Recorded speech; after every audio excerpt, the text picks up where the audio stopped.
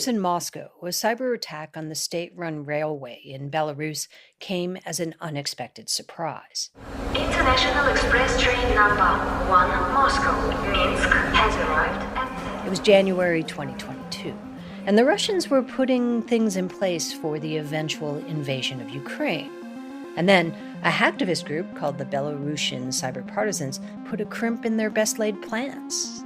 They broke into the state railway system and encrypted its internal databases, targeting freight rail for a very specific reason. They were looking to disrupt the movement of Russian ammunition and troops to the Ukrainian front.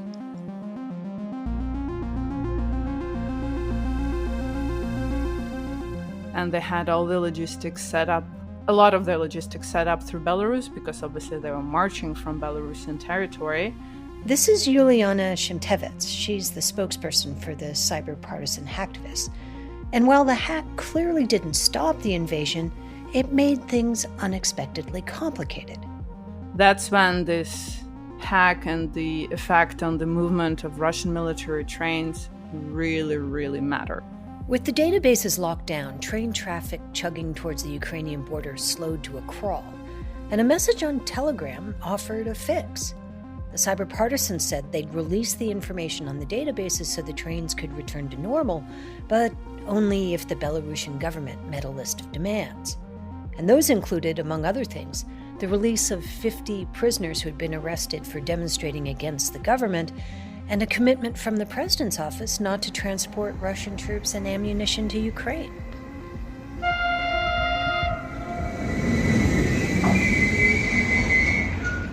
They got what they wanted. The Russians couldn't bring the gas or fuel or even military forces in time, as every minute, every hour counted at that point. Even 2 years and many hacks later, Yuliana says cracking into the state railway system remains one of the group's proudest moments.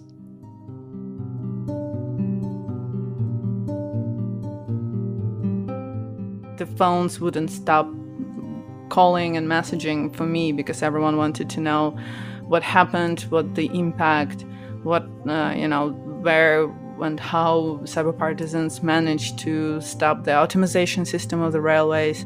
Everyone in the world got interested. From Recorded Future News, I'm Dina Temple-Raston, and this is Click Here, a podcast about all things cyber and intelligence. We tell true stories about the people making and breaking our digital world. And today, the changing face of hacktivism.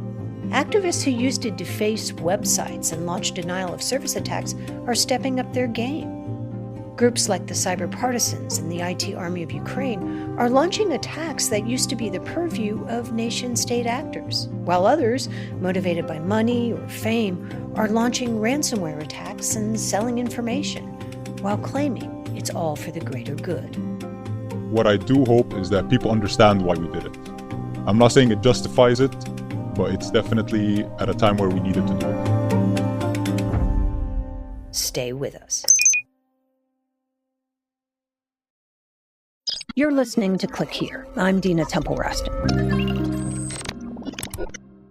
If you ask Yuliana Shemtevets when she first learned of the hacktivist group known as the Belarusian Cyber Partisans, she'd say it was in its earliest days, back in 2020. I lived in New York. I was following everything online. I was in touch with people who was in Belarus. She was studying political science in the U.S. because, well, studying political science isn't something you really do in Belarus when you're someone like Yuliana. Because in Belarus, I cannot do so. It's very ideological because we have a dictator in power, and if you are in political field, study, want to do something, you're activist, obviously you have to follow the regime's kind of path. So that was not for me. And being a Belarusian activist, particularly in 2020, was a pretty big thing. Because at the time, tens of thousands of people in Belarus were demonstrating in the streets against the government. The president of Belarus, Alexander Lukashenko, is backed by Russia. And in 2020, he was claiming victory in a widely disputed presidential election. The people of Belarus were having none of it. Yuliana could see it all unfolding and was bracing for a backlash. There were so many people, and the regime got so scared, and instead of talking, trying to resolve the crisis in the society, they started to beat up people. Our women, our children are being killed and beaten up, violated and taken away. Those released have emerged from detention centers with stories of more brutality.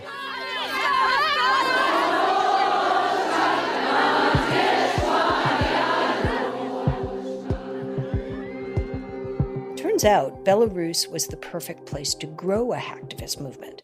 Just like its neighbor Ukraine, the country is full of highly skilled coders and IT specialists, and they use their skills to essentially become a special unit of patriotic cyber volunteers.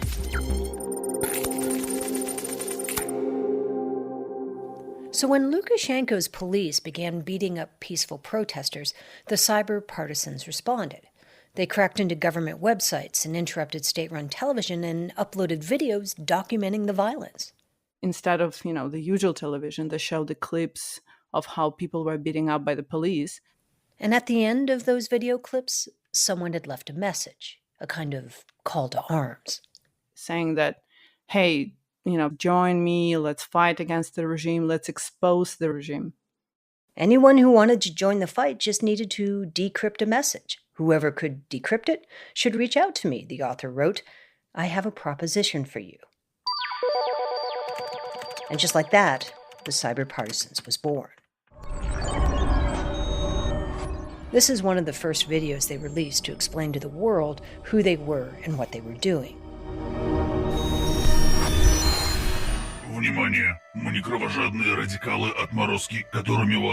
We are not the bloodthirsty extremist radicals that the regime says we are, it began. We are just ordinary citizens like every one of you. And we will be fighting the regime in cyberspace, and we'll start launching infrastructure attacks. All the videos that they release end the same way. Long live Belarus.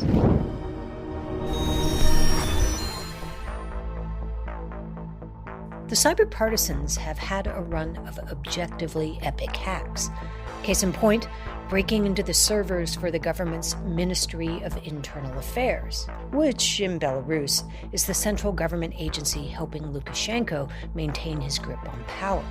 Among other things, the Cyber Partisans stole data on thousands of undercover agents.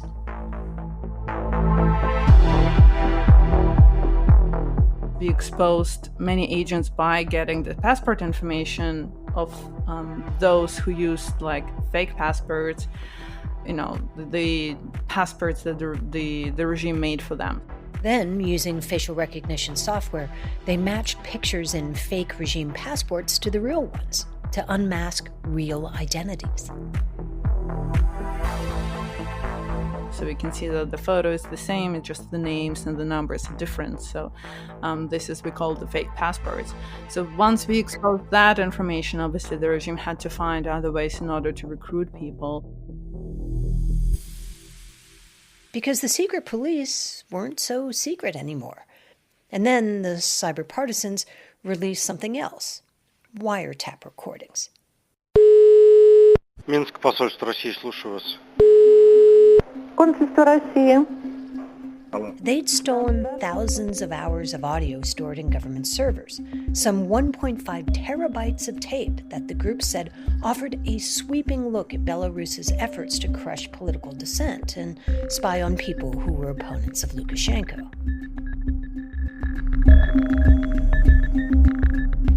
The Cyber Partisans are an example of a new wave of hacktivists who is better organized and more skilled than those we've seen in the past. In fact, the group's hacks on Lukashenko's government have been so widespread, the president himself has allegedly told aides to write important things on paper. So it's clear the Cyber Partisans are heavy hitters with lots of information that hacktivists don't usually get their hands on. But that's not the only thing that makes them different. For one thing, they have a kind of steering committee. The core group, I would say, consists of 30 people. That's people that participate in everyday conversations. So we have like different chat rooms where like everyone is anonymous except me. Just a handful of people making the strategic decisions.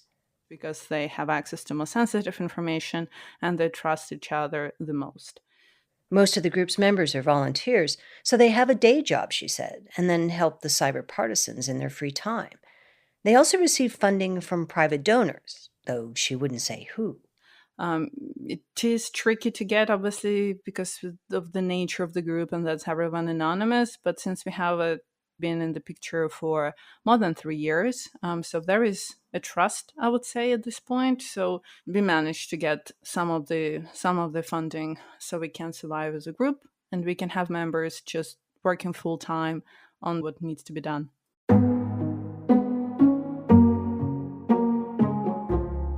Now, the cyber partisans are taking that success and expanding their target set.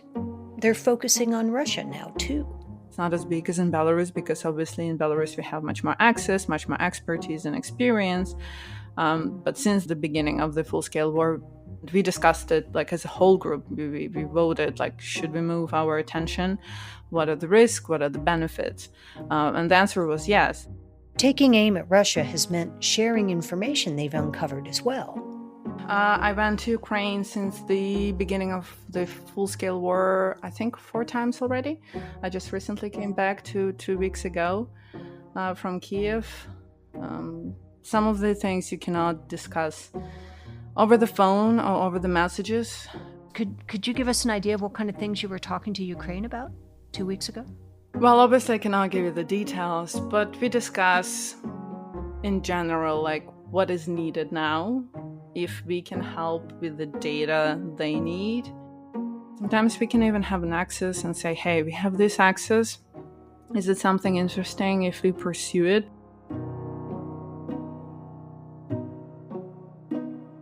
So far, the cyber partisans have remained on what most people would believe is the side of angels. But there are other examples of these kinds of groups that have flirted with something decidedly darker. When we come back, we talk to one. We have a rare interview with the founder of GhostSect, a hacktivist group that made its bones hacking ISIS-associated websites back in 2015. And then, mysteriously, they took this turn to the dark side. Whether they are engaging in serious things like ransomware or payment card fraud, the lines between political and financial motivations are increasingly blurring.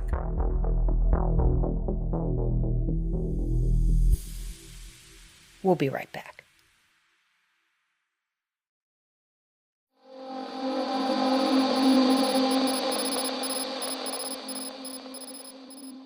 Give me just a sec to fix my microphone settings here. Test. Okay, it's working. This is the founder of GhostSec, or Ghost Security. GhostSec is a hacktivist group that has been around for about a decade. They're an offshoot of Anonymous, and their founder goes by the name Sebastian Dante Alexander. He asked us to slightly modify his voice if we were going to use recordings of it. Some people call me GhostSec 420, Ghost, but the main name I've always went by is Sebastian Dante Alexander. I am the leader of GhostSec, a very huge hacktivist group, which did take some turns. When he says the group took some turns, that's a bit of an understatement, and we'll get to that in a minute. What you need to know now is that when GhostSec started out, they were focused on terrorism, and specifically the terrorist group that took the world by storm in 2014, ISIS. The speed and efficiency with which they advanced from Syria into Iraq caught the world, and many of those reporting on it, by surprise.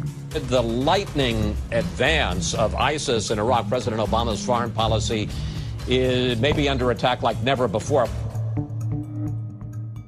Shortly after ISIS fighters attacked the Paris offices of the Charlie Hebdo newspaper in 2015, GhostSec members started hacking ISIS websites and Facebook pages. This is from a video GhostSec released at the time. They were putting ISIS on notice. ISIS, you will be treated like a virus, and we are the cure. Les attentats ne peuvent pas rester impunis. C'est pourquoi les Anonymous, le monde entier vont We understood that we could make change, right? We could bring change and do better. So we started targeting ISIS, and that was the first real, rise to fame for us. They took down hundreds of ISIS websites and social media accounts. We did find intel against potential terrorist attacks and reported it higher up to prevent future attacks from happening, to prevent from the message from getting out. It was pretty controversial in hacking circles at the time. GhostSec was part of Anonymous, and some members of the larger group objected to sharing intelligence with the US. Now, hacking networks is basically against the law, but there's always been this gray area. If you're an American hacking for Ukraine's IT army, technically you're breaking the US Computer Fraud and Abuse Act.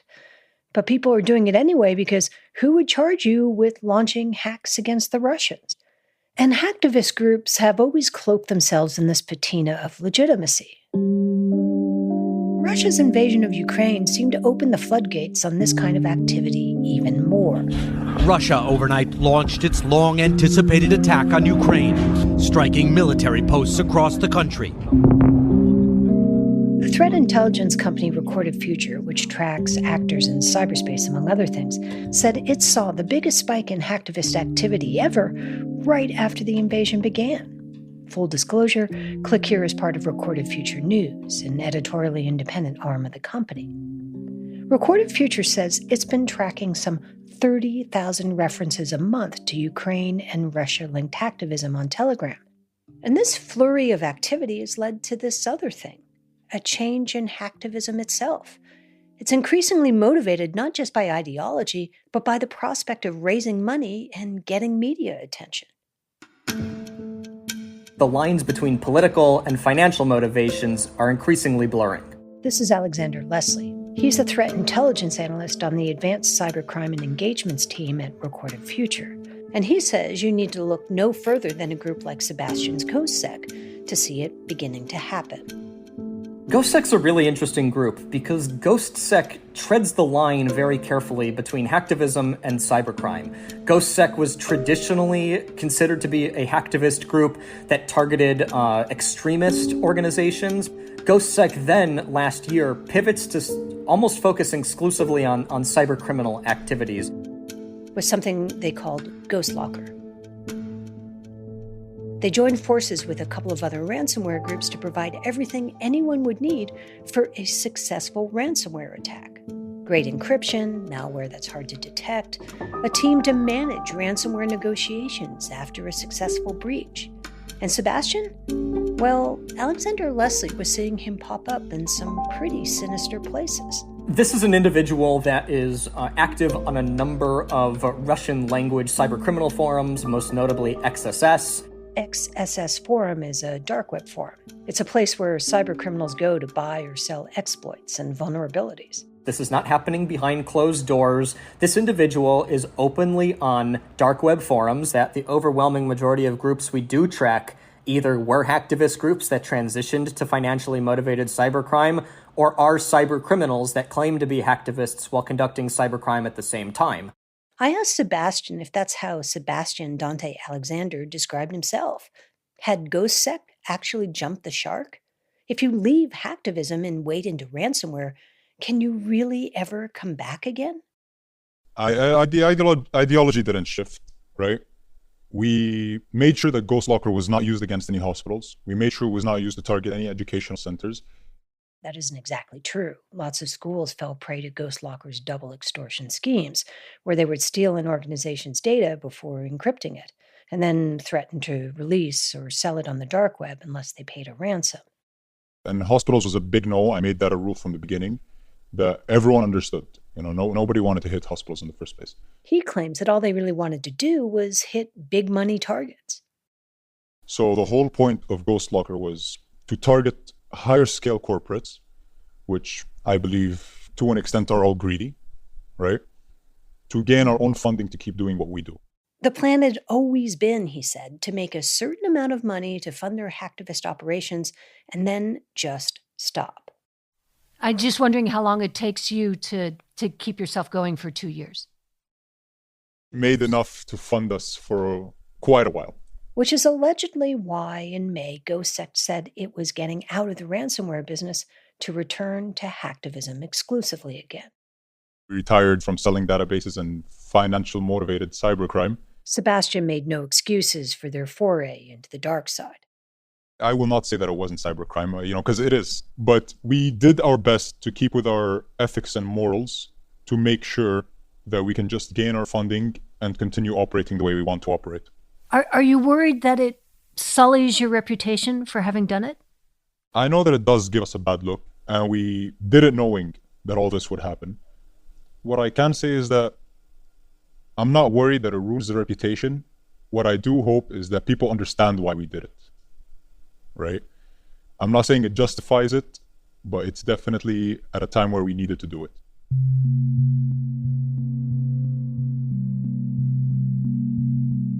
He didn't say why exactly, except to say that hacking isn't cheap.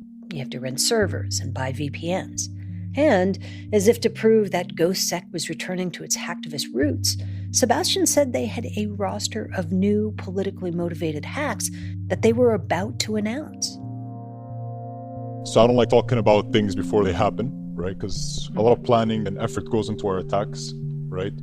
So I will talk about things that are already confirmed and we're preparing to publish very soon. For example, we have a few hits against Israel, which very exciting. We have more stuff on the Mexican cartel that we're very proud to announce really soon. Israel and a Mexican cartel. That's about what we can talk publicly for now. Last week, the group announced a data leak from an Israeli company called Aviv Energy. It sells power supply systems. And in a Telegram announcement, GhostSec promised, "This is just an appetizer for what we have coming next." And the Cyber Partisans? They announced a new hack too. Late last month, they claimed to have attacked the largest state-run manufacturer of fertilizers in Belarus. They said they targeted the company for its alleged involvement in political repression, sanctions evasion, and human rights violations. I asked Juliana if in a million years she ever expected to be the spokesperson for a hacktivist group targeting state-run companies, or to find herself taking meetings with intelligence agencies in Ukraine. Sometimes it does strike me when I'm like, wow, what am I doing here? When I think about it, it does seem crazy, but it's not easy, and I never had these illusions that it will be fast and easy, and I don't even have an illusion that after the regime is changed that everything will be just beautiful and nice. So you're realistic? I think so. But it definitely strikes me sometimes. I have these wow moments once in a while of like, wow, it's great. My life is crazy. This is Click Here.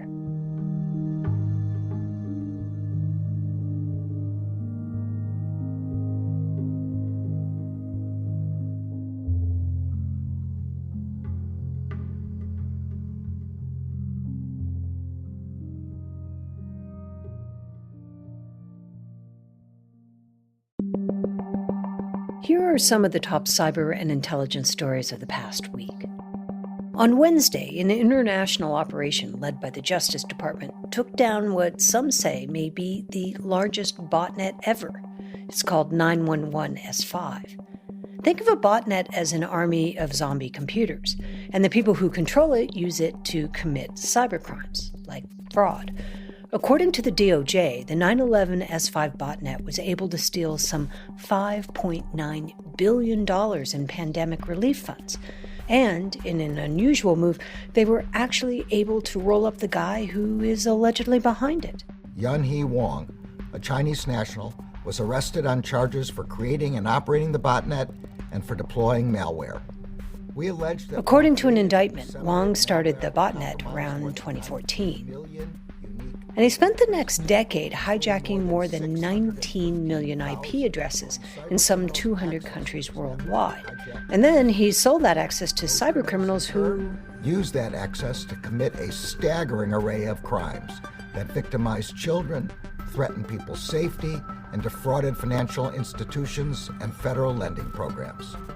Wang faces up to 65 years in prison.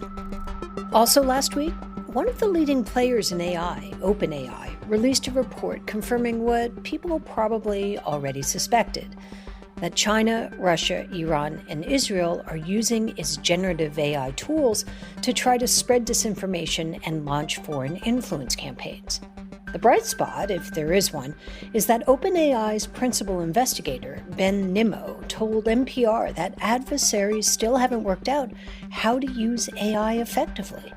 These operations may be using new technology, but they're still struggling with the old problem of how to get people to fall for it. In its quarterly threat report last week, Facebook's parent company, Meta, came to a similar conclusion. But according to Nimmo, it's only a matter of time before this AI-generated content starts to look like the real thing. History shows that influence operations which spent years failing to get anywhere can suddenly break out if nobody's looking for them. According to the report, OpenAI has successfully thwarted 5 influence campaigns so far.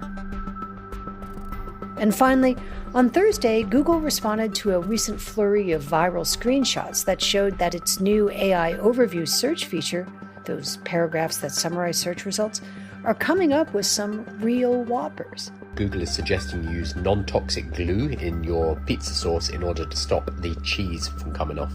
The company's head of search, Liz Reed, suggested in a blog post that some of the screenshots had actually been faked, though the response to the question, "How many rocks should I eat?" sadly had been verified. And Google's gone ahead and said that 1 rock a day is probably the recommended amount. Reed defended the AI, saying the blooper answer was likely caused by a dearth of available information about rock eating. She called it a data void. The rock eating answer, by the way, was tied to an article published by, you may have guessed it, The Onion.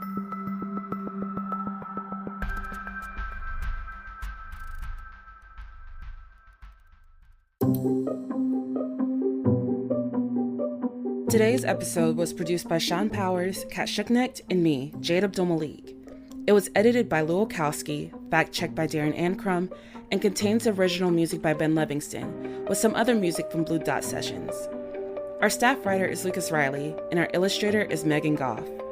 Click Here is a production of Recorded Future News. Tune in on Friday for Mic Drop, which features our favorite interview. We'll have a new episode of Click Here on Tuesday. See you then.